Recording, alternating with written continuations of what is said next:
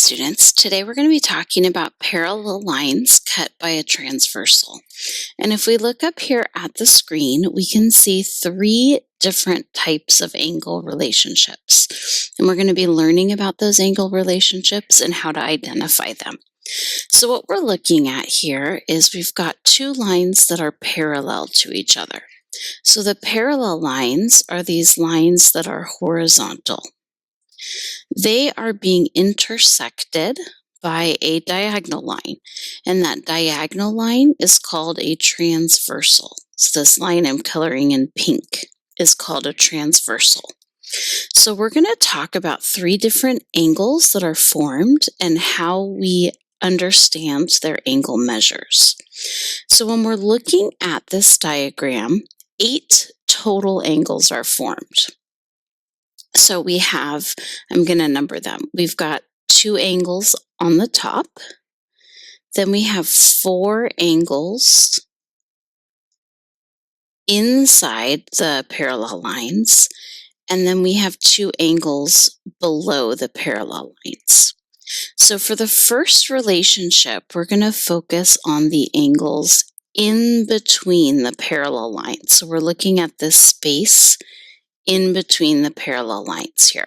So angles 3, 4, 5, and 6.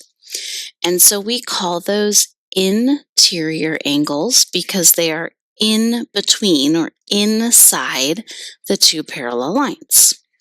And so they have special relationships. They have congruency between the ones that are on opposite or alternate sides of the transversal. So what do we mean by that? So we've got our transversal going down between the parallel lines. And that is this line right here, this, going down the center. And so we have 2 angles that are to the left of the transversal, and we have 2 angles that are to the right of the transversal. So if we look at the angle that is to the left of the transversal on the top parallel line that I'm coloring in pink, it is congruent or the same measure as this pink angle that is on the right. They're on opposite or alternate sides of the transversal, and they are interior in between the parallel lines. And those 2 angles are congruent. They have the same measure. We also have 2 more angles. We have an angle on the top that is to the right of the transversal, and we have an angle on the bottom that is to the left of the transversal. I'm coloring these 2 angles in blue. The 2 blue angles are congruent to each other, and they are also alternate on opposite sides of the transversal and interior in between the 2 parallel lines. So we say alternate interior angles are congruent. So the blue angles are congruent and the pink angles are congruent. Just like we have angle relationships in between the parallel lines, we also have angle relationships above and below the parallel lines, and we call these exterior. So they're not in between, but they're above and below the parallel lines. We call those exterior angles. And just like we looked at our transversal for our interior angles, we're going to look at the angles that are on opposite sides of the transversal, alternate sides, and they also are congruent. So this pink angle here that is on the bottom left is congruent to this pink angle here that is on the top right. And those 2 angles are called alternate exterior. The 2 blue angles, the blue angle on the top left is congruent to the blue angle on the top right or bottom right. And those are called alternate because they're opposite sides of the transversal, exterior angles because they are on the outsides of the parallel lines. And then our final relationship that we're going to talk about today are corresponding. These are angles that are in the same location, but on different parallel lines.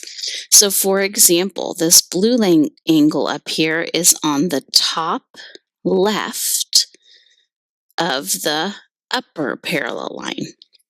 This blue angle down here is also on the top left, but of parallel line number 2. If I call this parallel line number 1, parallel line number 2. So they're in the same location, just one of them is on parallel line 1 and one of them is on parallel line 2. So those two blue angles are congruent and they are what we call corresponding.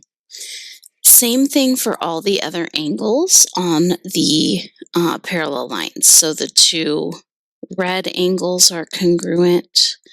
The two purple angles are congruent. I'm coloring them in as we go. And then the two green angles are congruent to each other. And the relationship they have is called corresponding.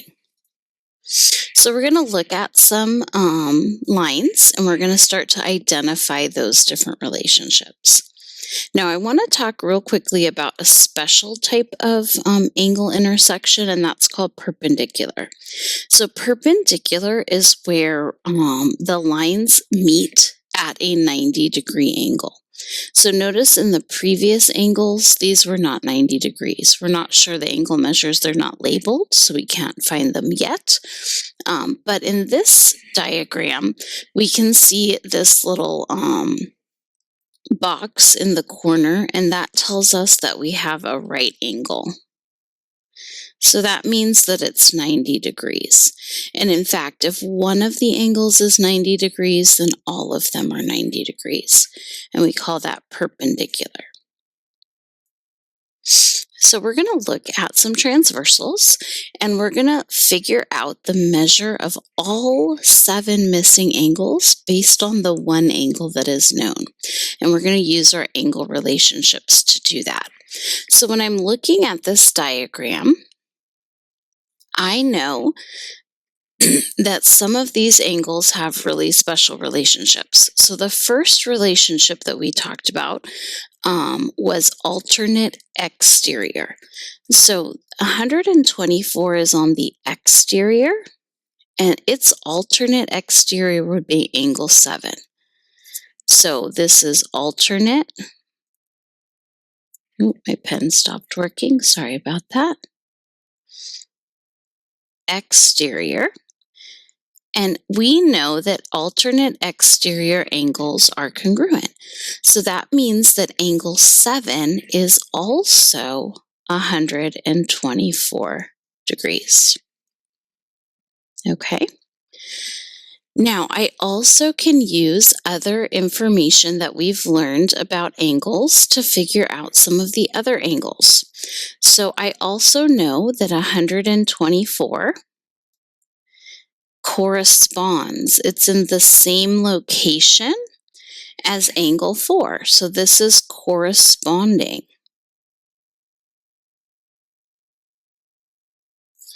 to 124 degrees, which means it is also 124 degrees. Okay.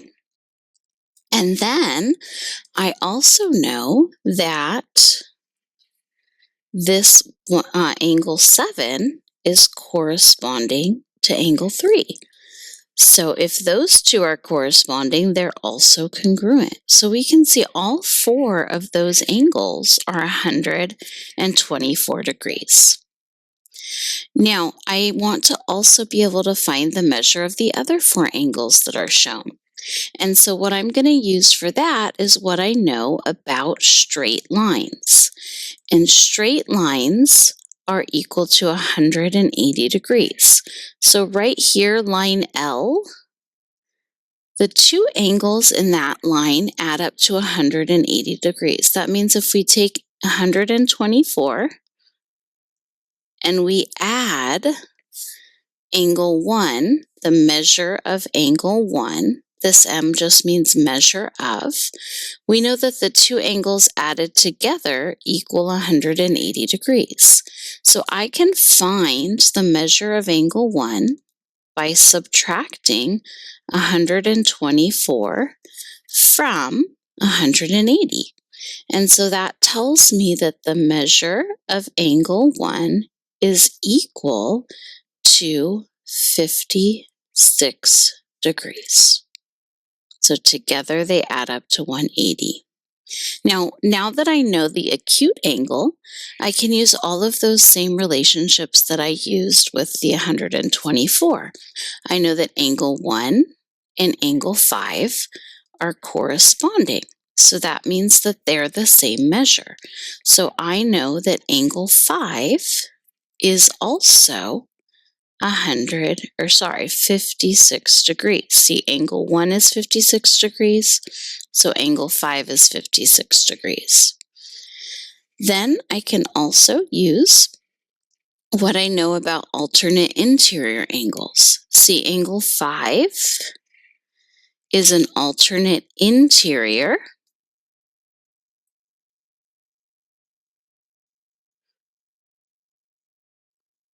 with angle 2. So that means angle 2 is also 56 degrees.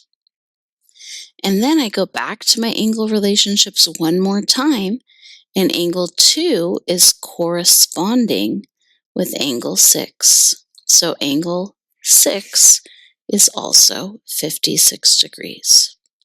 So by using those three different angle relationships, alternate interior, alternate exterior, and corresponding, I can find the measure of every single angle.